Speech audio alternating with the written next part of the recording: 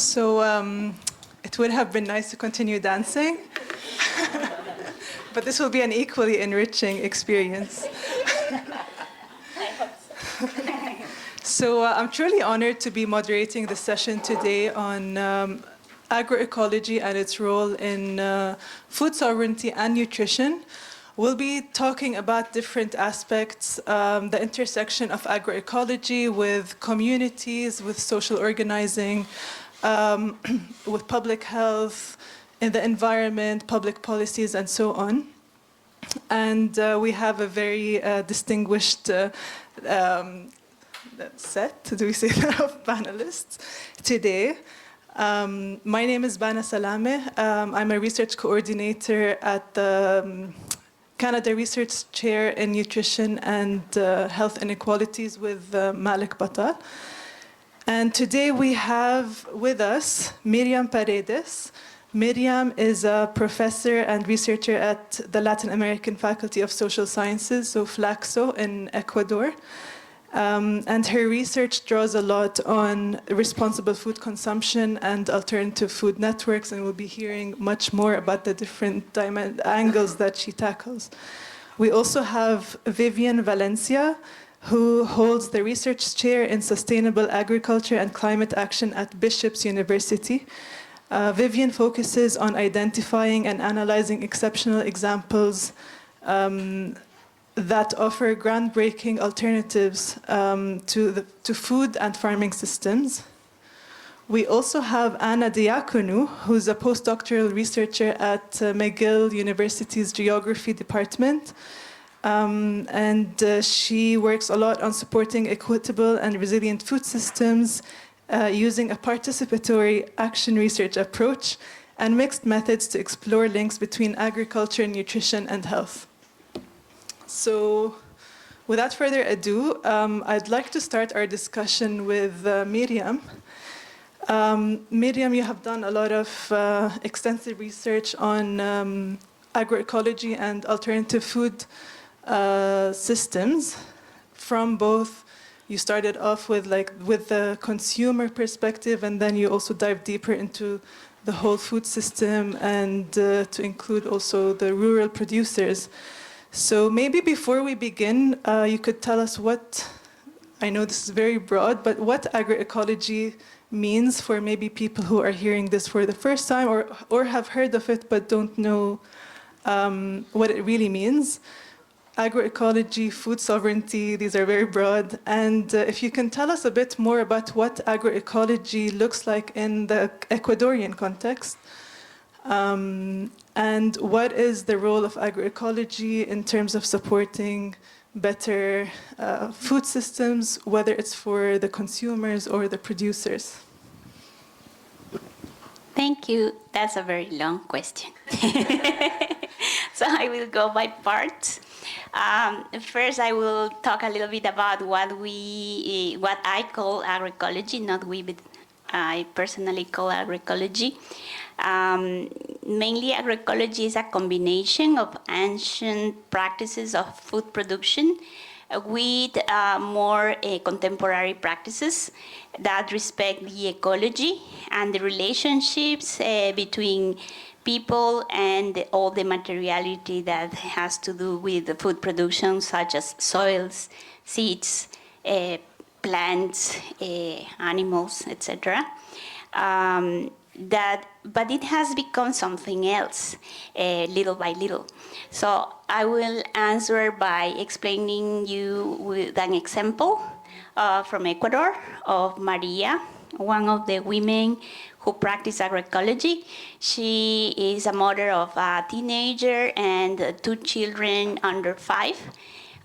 She has 400 square meters, which is a lot compared to many other women in her community. She is producing vegetables, and she also produces some fruits. And one of her objectives is to buy each time less food outside the farm. She said that she would like to have lots of fruits because she heard that fruits in Ecuador in particular are produced with lots of pesticides, agrotoxics in general. And for Maria herself, it's very difficult to be an agroecological farmer because her sisters and brothers are producing flowers for export in greenhouses with lots of pesticides, which usually will contaminate her water, the water that she uses for irrigation. She goes to 3 markets. Goes to one market in Quito, the capital city, that is at 1 hour from her town. She goes to another market in her town, in the urban area, and she also goes to a market in her community that started during the COVID period, because during the COVID period, the other markets were closed. So that was the only way she had to sell her produce. She also belongs to an organization of women, 16 women, who go to sell together now in these newly opened markets in the town and also in Quito. The day before she has to sell the produce, she will be working, packing, cleaning, and preparing everything until 12 at night. And the next morning she will wake up at 2 because she has to get a bus with all these produce. And when she goes to the market, there is not such market.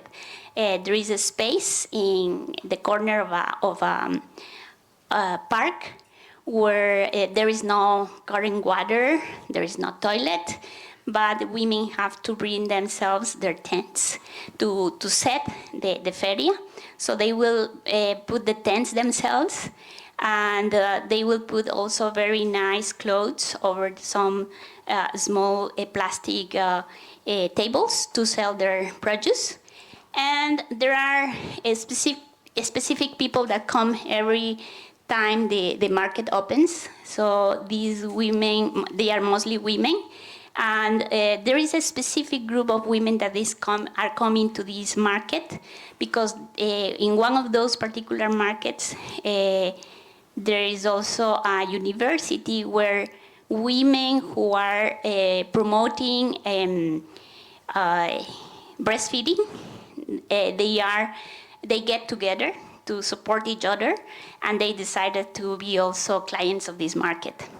So by this, I mean that agroecology has become also a network of people who are looking for another way of eating, or another way of producing, another way of marketing, also of food.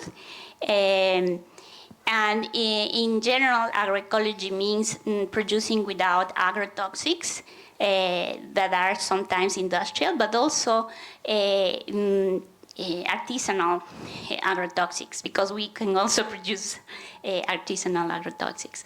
And the more horizontal relationship between species, where human beings do not believe are the maximum or the top species, but we are interrelated in the same way with plants, seeds, and I don't know, the soil biome, our own biome. So it is, the idea is getting close to this One Health, but it has certain things that are preventing it to become a One Health idea around food production. Yet agroecology has this way of practice. That's how many women in Ecuador will be practicing agroecology. And for them, it's not just producing food, but it means also going to these markets, networking with other women from the cities, eating in specific ways. And I will let you know later, I know you are doing another question, what are the limitations that they are finding, but now this is what agroecology means. What food sovereignty means, food sovereignty stems from the problems related to the policies of food security. Food security in the world, in the global level, tend to propose that food security means people eating enough calories. Yeah? So the food sovereignty idea came from producers' organizations that parallel one of the meetings in the FAO about food security. And they say we didn't have any benefits of the policies of food security.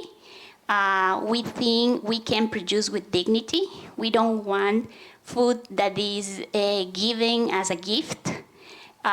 We can produce and decide how better to produce. If we want to produce agroecologically, we want to produce like that. We don't want just receive food as a gift from other places, because for us food also means culture. It also means identity. And we are waiting more for food sovereignty, which means autonomy and dignity in how food is produced, how food is distributed and consumed. So it's the right of the people to decide how they want to do all these parts of the production and consumption practices. So that's about food sovereignty. And there are lots of conceptualizations that you can find in different web pages of the La Vía Campesina, that was one of the main organizations that popularized this concept. So, but later on, it became also policy.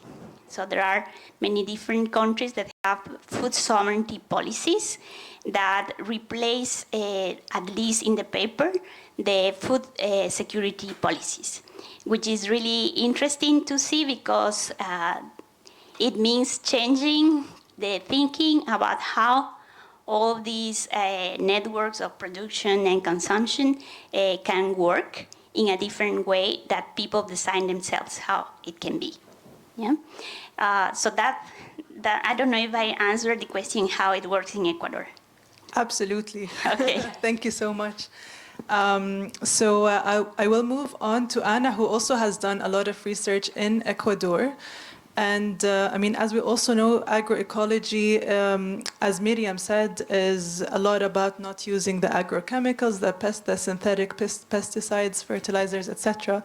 But there's also an important social dimension.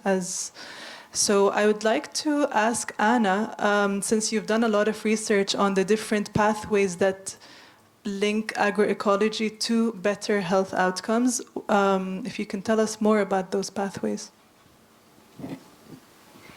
Yeah, so it's interesting because in Myriam's story about, was it Maria, the farmer? And what we see is that agroecology is, it's both the agricultural practices, but it's also the social environment. And so I really want to focus on those two as pathways that have a lot of potential to support farmer health. In Ecuador, we've mostly been examining how it can support farmer health in terms of nutrition, though now we're also working with our colleagues in the Utzcasemal project in Guatemala, where we've added a more integrated approach to health, where we're also looking systematically at pesticide exposure and water sanitation and hygiene and the home environment and some other elements. But if we focus, I think we can focus on nutrition because I think it really illustrates how there is this nice potential pathway between agroecology, which started as really an agricultural strategy with farmers, nutrition-related health. What we see here is if you look first at the actual agricultural strategy, a large part of agroecology, it's all about these synergies. It's treating agriculture as an ecosystem. So what you're doing is you're creating resilience, right? Or that's what you're aiming for. And so when we're talking about populations that face food insecurity, well, if you have, maybe just one or two products or varieties, and then a drought comes in or some pest comes in, you can very easily lose, your economic livelihood, a source of food. But if you're working in an agroecological system, most cases you're not going to lose everything at once. So you can really support your food security, both in terms of your economic potential to purchase food, but also your potential to eat your own food. And so then there's another really important aspect there is if you grow diversity, well, you can also eat your diversity. You know, it's a pretty simple logic, right? Always remembering, of course, that the role of diversity on the farm isn't exclusively to eat it. It serves a lot of purposes in terms of, you know, the agricultural ecosystem, the soil health, you know, pest management, etc. So you see this, you know, fairly clear agronomic pathway. And remembering here, if you have a greater diversity of foods that you can eat, well, in nutrition, you know, if you have, you also have then a greater diversity of nutrients that are entering your body. And here's where we need to remember also the importance of animals on the farm. Agroecological farms, you know, they integrate animals, maybe not at huge scales, but in a family farm, it's common to have your chickens, maybe your guinea pigs in the Andes, maybe a cow or, you know, some other farm animals. And these, in terms of managing soil fertility, are really important in terms of contributors to soil fertility. But, you know, we're talking about contexts where people still have a lot of micronutrient insufficiency and a lot of protein insufficiency. This is less common, maybe like in our room here. Like I know there are a lot of vegetarians, a lot of vegans for very good reasons in our food environment. But when you're talking about people who are living in an area where they still have these protein insufficiencies and micronutrient insufficiencies, having animals on the farm is a really important way that you can get animal source protein, right? And so the more you can consume from your own production, the less you have to go buy foods. Now, why is that important? I've heard a lot of people argue that it's more important to get people, get more income for farmers so that they can go and buy food. That's great if everyone is going and buying the most nutritious foods, but often the income that they're receiving is really not sufficient to be getting this like wonderfully balanced diet. What you're doing is you're buying cheap calories, which are instead going to contribute to overweight and obesity and diet-related chronic disease, right? And so here we have this potential pathway from agroecology through diversity, through own consumption, to this potential to both have better nutrient sufficiency and also better balance if you are not relying so much on these cheap calories. So that's the one pathway, is the agronomic pathway. And then the other one I wanted to discuss is the social pathway. What we see here in the case of the farmer like Maria, who's going to all of these markets and who is interacting with her colleagues at these markets and who's interacting with consumers and who's interacting with these like NGO workshops and spaces and going to meetings like ours, and but you know, yeah, and with a lot of farmers there too. I think we don't have quite so many farmers here today. You know, what you see is you've got this construction of norms. And one story that I really like is about a farmer's market that I was attending in Ecuador, where this woman had actually received, through her child, she had received this like energy bar that was part of the school food program somehow. And she was saying, you know, I have this energy bar and I'm kind of hungry, but I'm embarrassed to take it out because this is from the industry. You know, this is a processed food or an ultra-processed food. And so you have this creation of norms that actually people are more conscious of what they're eating. And this is valuable because this is a culture where if there's a wedding, you're going to bring out Coca-Cola because that's a prestige product. But within these agroecological networks, Coca-Cola is not a prestige product, right? And so you've got this tremendous social potential to share knowledge, to create new knowledge, and to create these social norms around healthy eating. Mm-hmm. Does that answer your question? Thank you very much, Anna. So this actually leads us very well into our next question, discussion actually. So speaking of school food programs, Brazil has pioneered a lot of the public health policies that have to do with nutrition, but what was interesting about Brazil is that it pioneered how to take the whole food system into account, and I would like to talk to about this to Vivian. So Vivian, you have done extensive research on how public policies can support diversified farming systems, and you have researched the Brazilian national food school food program very well. So I would like to hear from you how such policies can help on the level of the food system, and also how can markets be restructured to support agroecology and diversified food systems. Yes, thank you for the question, and thank you for the invitation to be here. So yeah, the case that I want to share with you, I think brings everyone who's in the room, because on one side, we care about production, we care about agroecological farming, and we want that because we know it's good for the environment, everything that it's been said. We also care about the consumption side and dietary quality and diversified diets, but those things just don't happen. And for example, from the production side, farmers just don't decide in a vacuum to be an agroecological farmer. There are many factors that come in, traditional knowledge, culture, and so on, but also markets. So markets create a demand, a signal. So what is the market going to buy?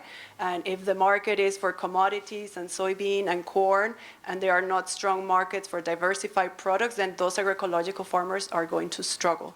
If your main outlet is then a farmer's market, and then it rained and you didn't sell your things, or selling to a restaurant, that is vulnerable, right? So what the markets are in place will enable or not agroecological farming. And again, it's not the only factor, but it's a very important one. And on the other side, it also structures the food environment of what's available, what people have as options to eat. So then I took a market perspective, so I was interested on how can we restructure markets so that they favor small-scale agroecological farmers and so on, but also support a higher diversity of products that are local, fresh, available, accessible, and so on. So this took me to Brazil. Because what is also interesting is that it's not only the private sector that can create markets that have such a large influence. The public sector can also create markets that are very meaningful, and that is what this Brazilian case shows. So basically, with Lula's first term, a program that you may know already, Zero Hunger, was created, and under this program, their public food procurement policies were redesigned. So the school lunch program, all those things have existed since the 50s and so on. But with Lula, these programs were redesigned to have a focus also on small-scale farmers. So what's very innovative is that it linked a nutrition program with rural development and small-scale farmers, so that 30% of the budget, the purchasing budget, had to be devoted to purchases from small-scale farmers, women's groups, indigenous groups, so positive discrimination towards these groups. I also have to add that it just didn't happen because Lula showed up to power, but it's also the result of decades of social movements work. El Movimiento de Mujeres Campesinas, the landless farmers, workers movement, and so on. So years of social movement along with political leadership allow for the redesign of these programs. And I studied this in the south of Brazil, and what I found was an extraordinary case, because in this area, the typical markets were commodity markets, so soy, corn, either for the regional or international markets, mostly to feed cattle. And there were small-scale farmers also growing vegetables, so horticulture, a lot for their own consumption, and also to sell, but to smaller markets, right? So a farmer's market, once, twice a week, restaurants, but these were very small channels, marketing channels, which meant that their productions were small and that the economic contribution of those markets were also very small. It was basically pocket money for some of the women, because it was also the women who were leading the cultivation of these vegetable gardens and so on. The men were in charge of the grains or the more commodified production. But when this program appeared, they had the opportunity to redesign their farms and say, hey, there is a large predictable demand, so we call structured demand, that can enable us to rely on these markets, because the farmer's market, one day, yes, no, but this is a reliable market. You know how much they're demanding, where to take it, there's no surprises, you know the prices, because it's also one of the principles is price stabilization. So many of the households, also the women played a big role here in persuading those changes, were able to leave the commodity market and commodity farming and become vegetable producers, so switch to more diversified products that were feeding people. And again, because this was linked to the school lunch program, and this is at a municipality level, this created a more localized market. And yeah, the bulk of it was going to the schools, but the surplus was going to the community. So why is this important? Because all governments purchase food. When you look at it from a GDP perspective, like between 3 and 30% of a government's GDP go into the purchase of food, goods and services, and a large percentage is the purchase of food, not only for schools, but hospitals, prisons, and a lot of public spaces. So if more governments realign their food purchasing criteria with this type of criteria, like, okay, let's focus a percentage of our budget to our local farmers, let's give them a premium if it's agroecological and so on, it can really transform food systems, and it can really shift what farmers are doing, so that you can be an agroecological farmer and have a stable market and that's reliable and so on. And again, this is not silver bullet, so this should also be in a larger context, and I'll talk more about that in limitations, but it really highlights the role that governments can play in enabling agroecology and a better nutrition without in a program that with one single intervention linked nutrition, rural development, education, and many things. So that's why I find it fascinating. And I think maybe I'll stop now. Thank you very much, Vivian. So speaking of those famous limitations we've been talking about, I would like to talk to you, Myriam, about and speaking of policies, actually, what are the challenges actually that faces agroecological farmers or agroecological associations in Ecuador, and how can they better be supported through policies or maybe more on the organizational level? So I agree with the group that presented before. When Gonzalo said we have very good policies. Actually, people were joking about the law of food sovereignty in Ecuador, because they say that that's a policy for export, not for local consumption, because we have the best policy probably written. It was a policy that learned a lot from zero hunger from Brazil, but it was very difficult to position. And I will say that the most important limitations right now are enabling those laws that already exist there. Yeah. So we have the Ley Orgánica del Régimen de Soberanía Alimentaria, which is talking about the regime, the food regime. And it was thought to change the food regime, which is completely different than food networks or food systems. It's talking about a whole different way of seeing the government around food, the whole government around food as the first the first need that they needed to fill.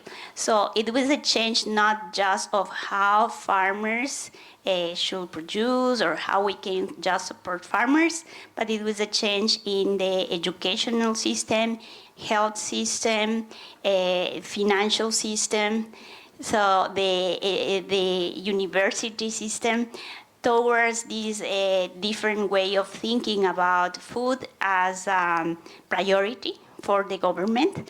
And that was how the Brazilian law was put together. Everything was about making food available in the best possible way for people, because for the Brazilian policy, the most important problem was that people were not, there were lots of inequalities. There were people who had food to throw away and people who didn't have anything to eat. do it in the daily ways. But they didn't think it was because it was a problem of production or consumption only, but it was a problem of the whole system of governance. So what this law, for instance, say for the main limitations that women like Maria have in Ecuador is that the local governments are responsible for food for the markets, making available the right infrastructures for selling, for instance. That way, Maria won't have to be awake at 2 in the morning to take all the tables, all the infrastructure that she has to build every time she has a feria in the city, for instance. She could sleep a little bit more than 2 or 3 hours a day when she has to sell, for instance. There should be water, current water. There should be all the services for and it says that it should be especially for agroecological farmers. It says that in the law, in the policy that we have. But nothing like that has happened yet in Ecuador. There are not places that where the local government is providing that, for instance. So I think that's something that that could happen more. The other thing is that if we're talking about education, our children learn in Ecuador, I don't know in other places of the world, the first song that they learn will be Los Pollitos Dicen, which means like Los Pollitos Dicen, it means that the hen, the mother of the small chicken should look for corn and wheat to eat. So that's the first thing our children learn, but actually hens or chickens shouldn't be eating corn and wheat. They should be eating, they should be free, eating grass and eating worms, for instance. So we're learning about the food regime, a corporate food regime, since we're very little. And we learn about that, and then we also think about health as something that is also related to an institution or a clinic or a place where we go to treat our diseases. But actually, what we eat should be our main medicine. Yeah, so that's also related to the food sovereignty law in Ecuador, that we should be able to eat food that is the food that will give us health at the same time. So that is not happening because we have corporations that don't have any limits for their promotion of highly processed foods.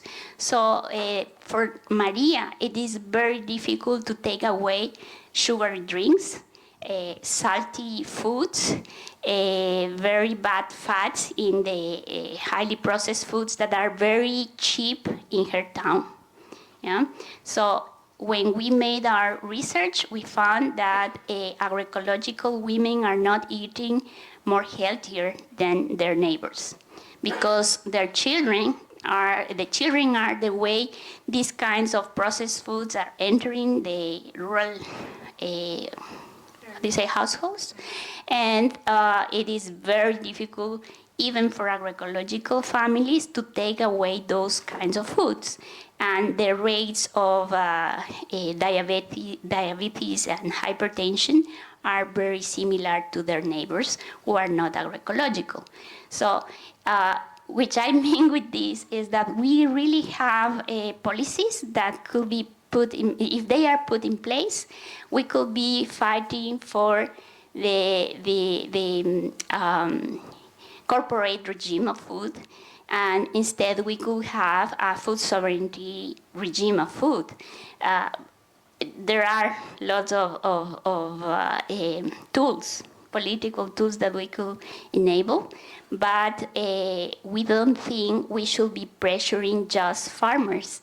I really think we, the people who eat, have to have more organizations, and I wish the people who push for the accomplishment of these policies will be the consumers. We, the ones who are here, we don't, probably many of us don't have a farm, but we could actually be making changes if we organize as consumers. So what I see is that farmers are already doing a lot of their part, but consumers are not doing much. So we don't think the consumer has always the reason.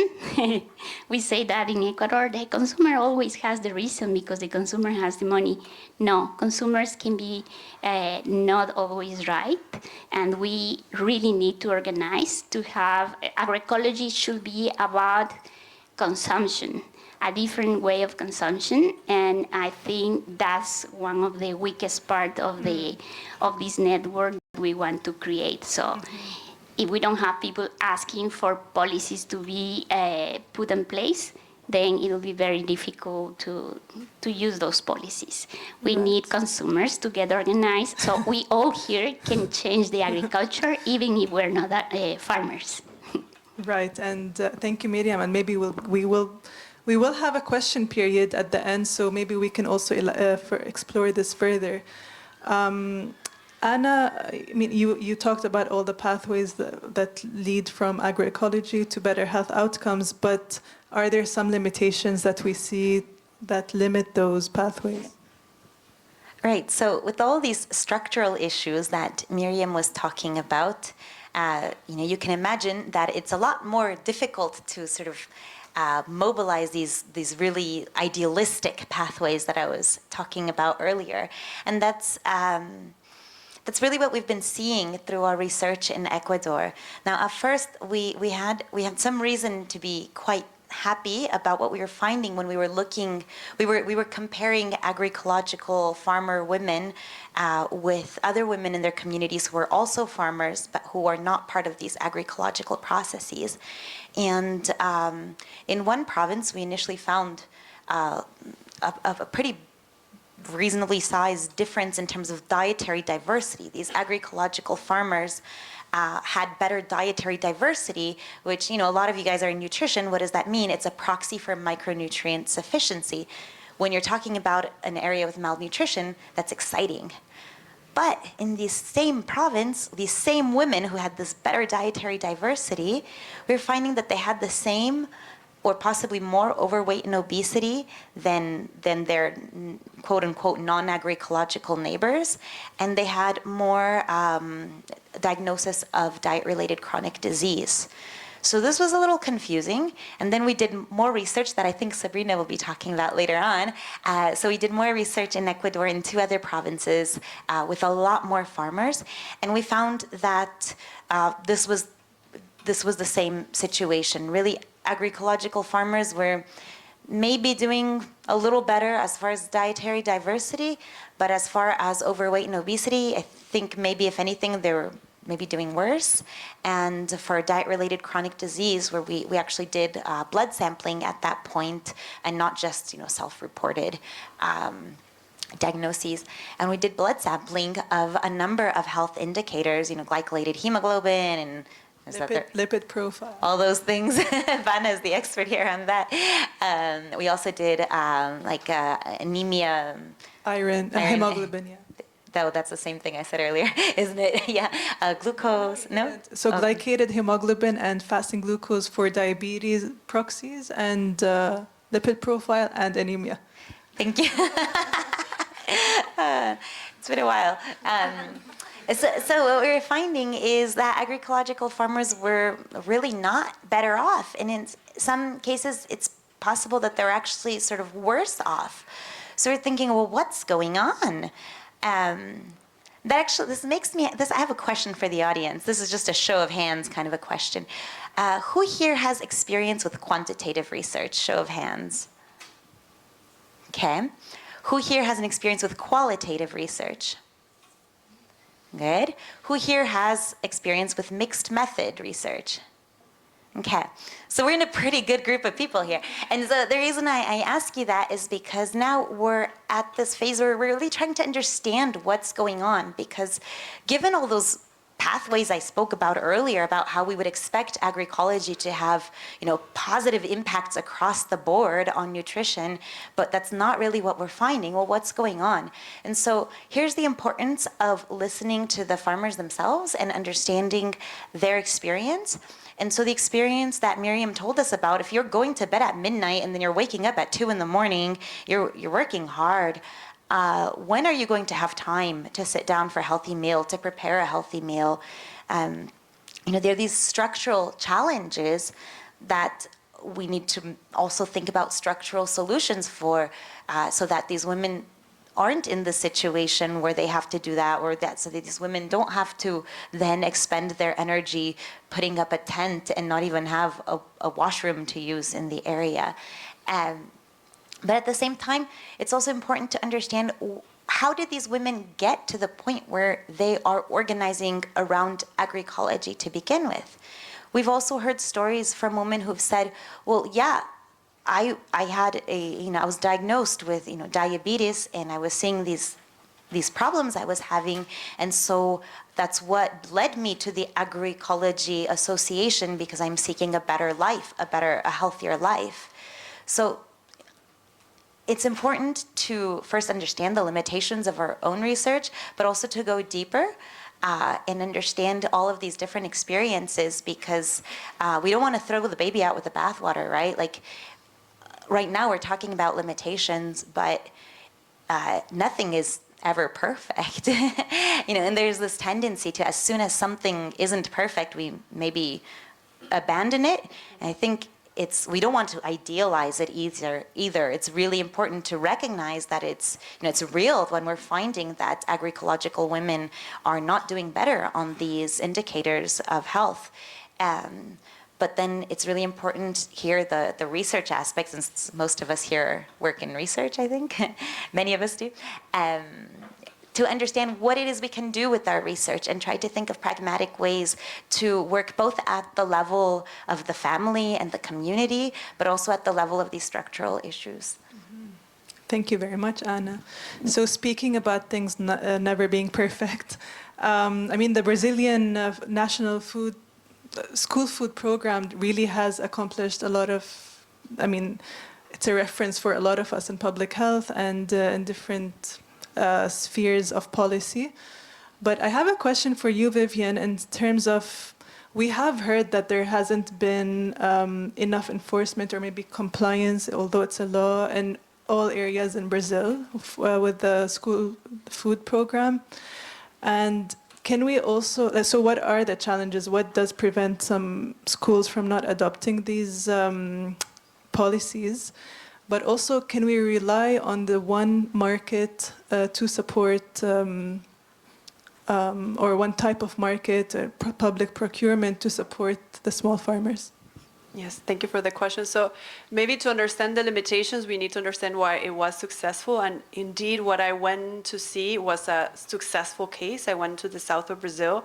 And many of the reasons why it was successful there, I would start, one is infrastructure, so good roads, access to vehicles, so farmers could go from their production side to the collection side.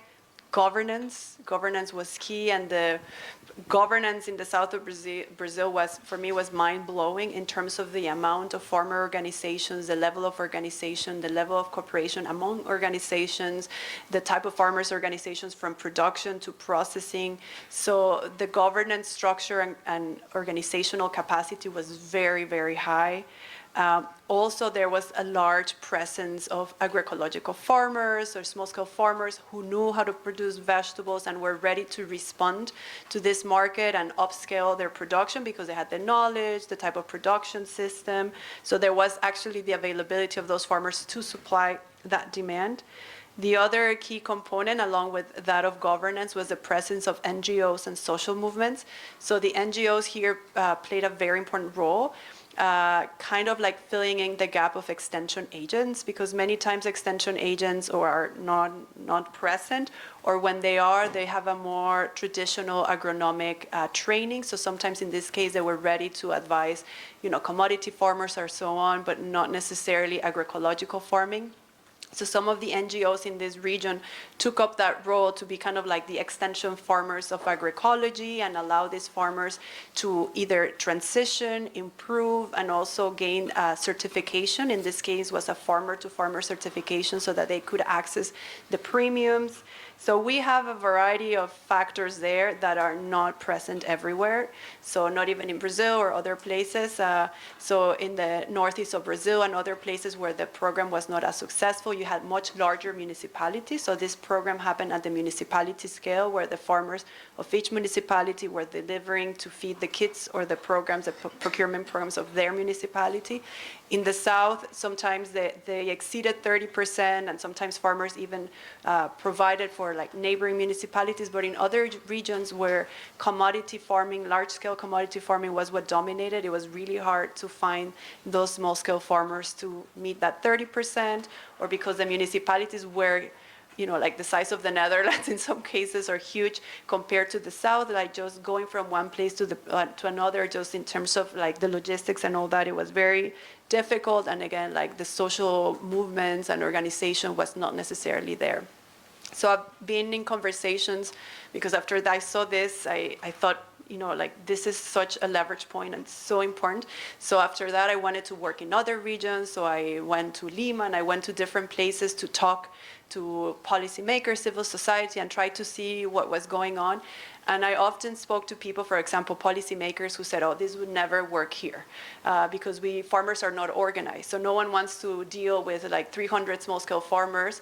They want to deal with one, right? So they want like a cooperative or things like that. And in many cases, that was not there. It was not functioning.